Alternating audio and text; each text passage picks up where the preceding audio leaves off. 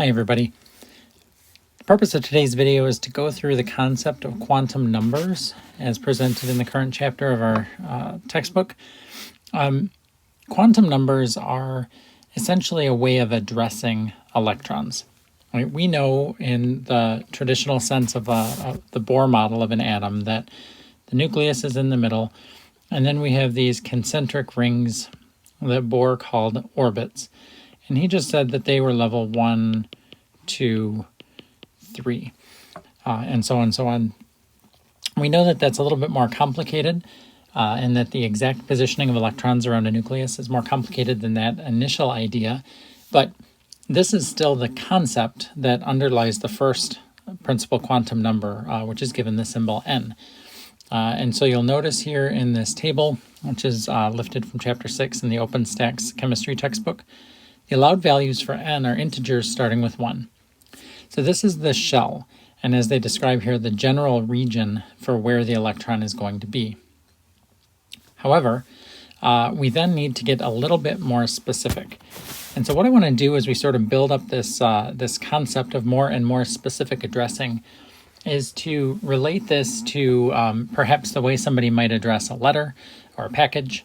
You might first think about what country is it going to, right? So you've got your country level. Within that country level, you might think about what state or what zip code or what provincial code you're going to. And then underneath that, you might think about, well, which street is it going to? And then within that, which house is it going to, or which apartment? And so the same sort of nested addressing is what quantum numbers do for us. And so what we can think about is the n number first, and that's going to be level 1 or level 2 or level 3 or level 4 and so on, as big as the atom might be. The next number is the L number. What's called there the angular momentum is probably the most common label for that. This is a subshell. And notice what it says there for the allowed values in this table, 0 up to n minus 1.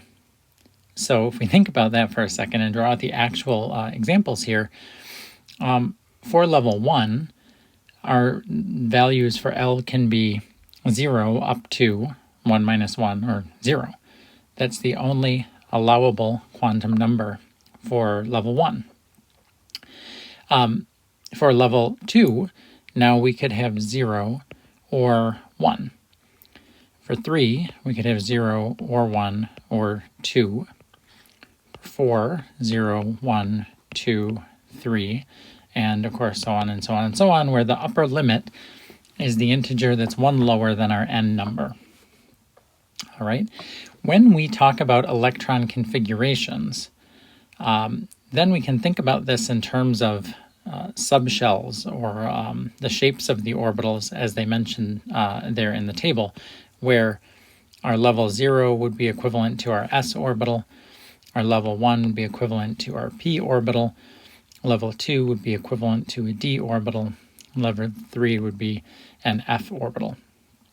And as you'll see when you read about electron configurations, theoretically, after F, we would have G and H and so forth, but we don't need that to describe any of our currently discovered or created elements. Our next quantum number, once we've got our principal quantum number n and our angular momentum number L, now we're talking about our m sub L. And notice our bounds for this one are essentially plus or minus L inclusive. And what this doesn't tell us is that it does have to be an integer. So these first three are n, L, and m sub L are all going to be integer numbers. And again, let's write out the specifics. So if our L number is 0, then of course our only option is 0. And so I'm not going to write that the rest of the way down. For level 2, I'll say now the new thing is our L number being 1. Now for that 1, my allowed m sub L numbers then are minus 1, 0, or plus 1, right? The same thing would be true for the 0 and the 1 here, so I'm not going to rewrite those. The new addition here is 2, where I would have -2, -1, 0, 1, and 2 as my possibilities. And of course, the same thing for the L of 3. I would have M sub L's of -3, 2, 1, 0, 1, 2, 3. Okay? Now, the way that I've written out this table is a little bit compact here, so I don't have room to write out the repetition here. But remember that every one of these is getting more and more specific about the location of a particular electron or some electrons, some group of electrons. And so by the time I get up to an N of 4, I have actually quite a lot of quantum number combinations. And so we could draw those out if we wanted to. But I'm going to show you an example on the next slide here of a typical question. The spin quantum number is our last one. And this is one that I kind of like to just differentiate here. The spin quantum number has only 2 states. So it's either plus or minus 1/2. And we can think about that in terms of the direction of spin of the electron.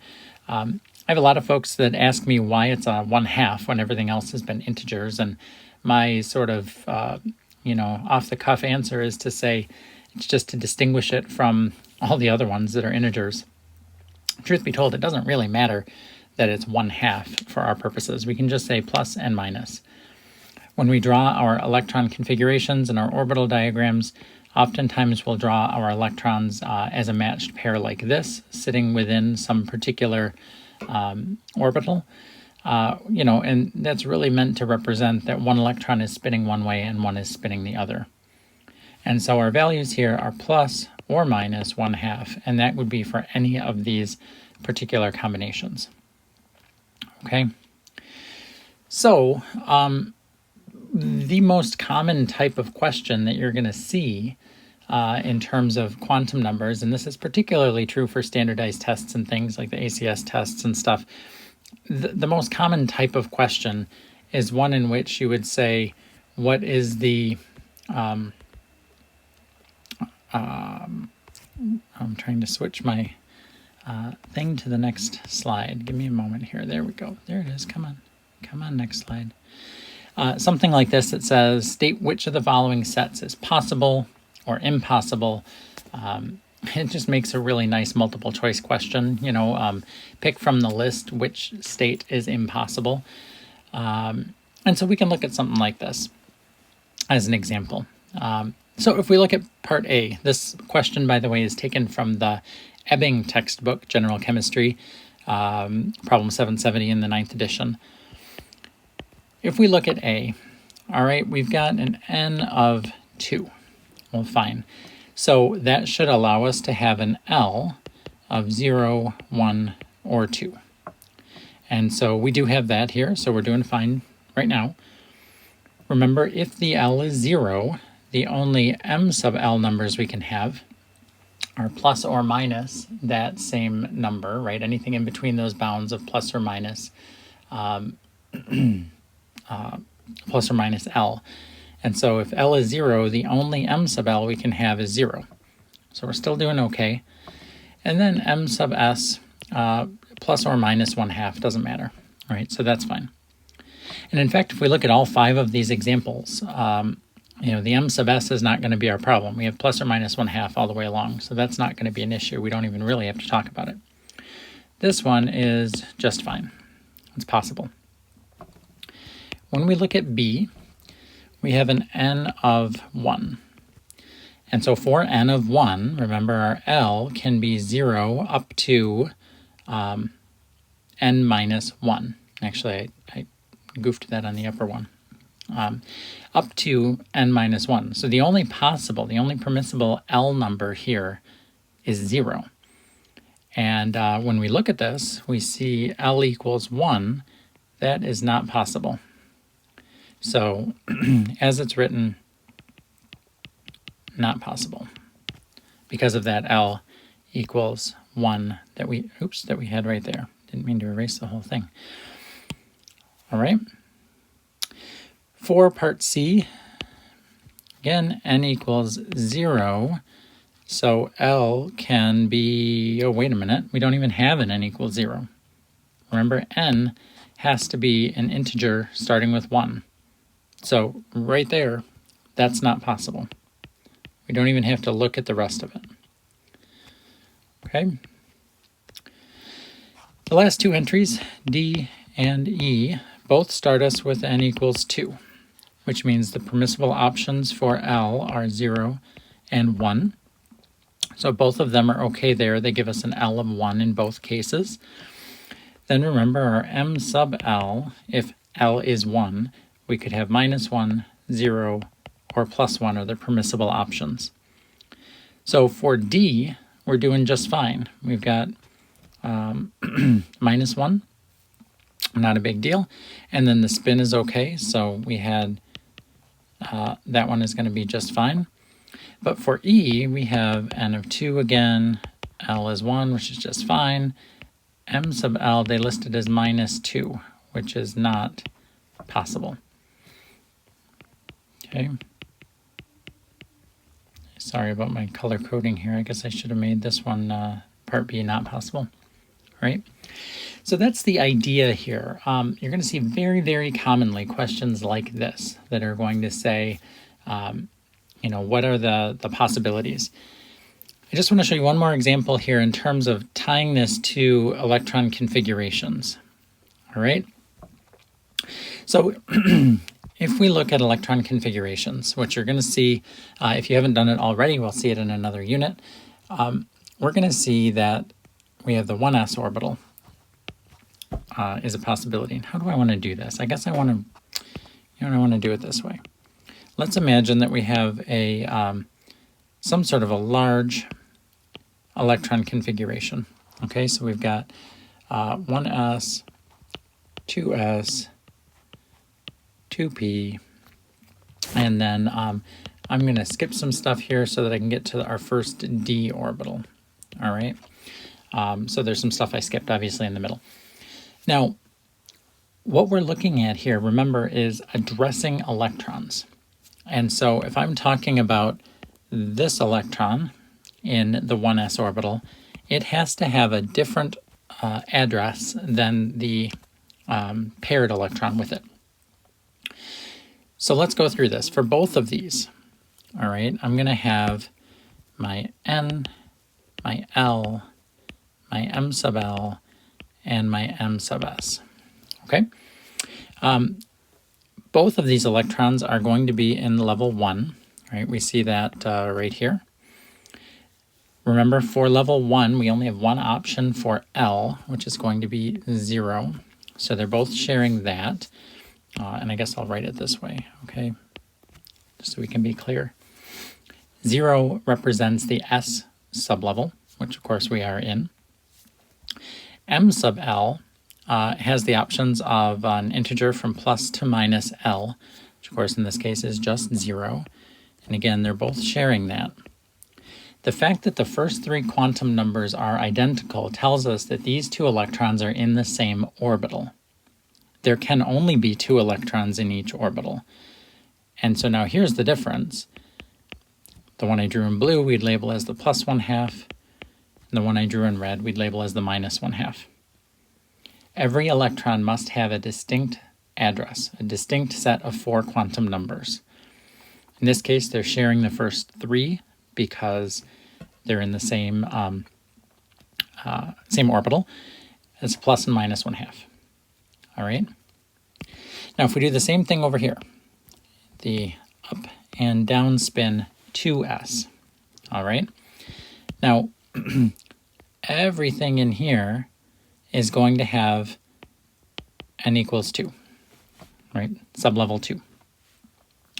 Now, splitting that, the s orbitals are going to be our L of 0, whereas the p orbitals are going to be our L of 1. Right? Remember, our L can be 0 up to an integer that's n minus 1. So those are the 2 possibilities. Okay? Within this now, we know that our m sub L is plus or minus L, any integer in that range. So here, now I'll go back to my colors, I've got 0 for both of them because they're sharing an orbital. All right. And of course, just like before, plus and minus 1/2. All right. Now the p's, it gets a little bit more interesting because now we've got, I'm going to use orange here for 1, red, and blue. Now I'm only labeling the plus 1/2 spin electrons. All right, just to declutter this a little bit. My m sub L number is plus or minus L, right? Anywhere in between plus or minus L.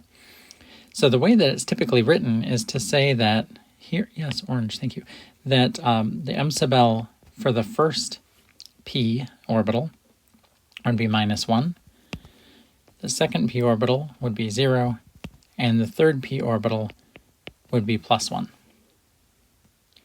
And then within each one, I can have a plus or minus 1/2, right? I drew all the plus 1/2s just for the sake of clarity.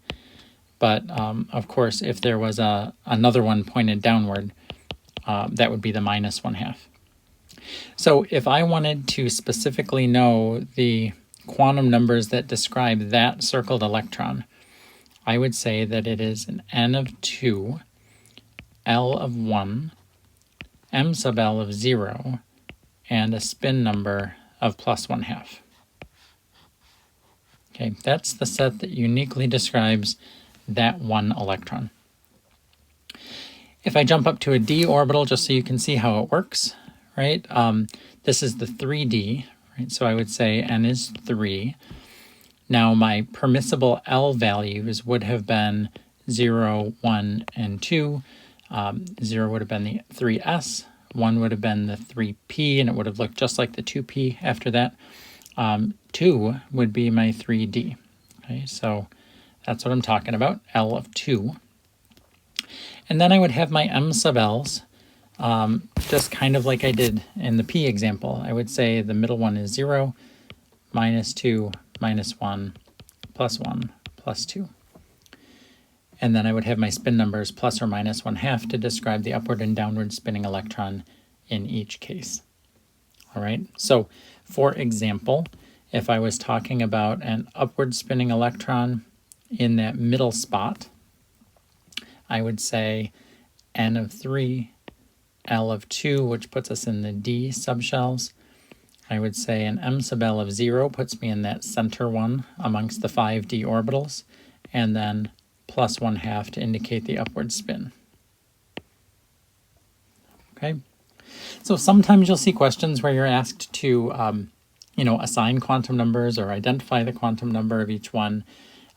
Sometimes you'll be asked, more often I think you'll be asked whether a particular combination is possible or not possible. I'd like to put in a quick plug here for one of my favorite websites, ptable.com. If you go there and you go to the electron configuration tab, when you hover over a particular element, it will show you the quantum number of that last electron, so that electron that just got added to the configuration. So you can kind of see how some of this stuff works out looking at a periodic table.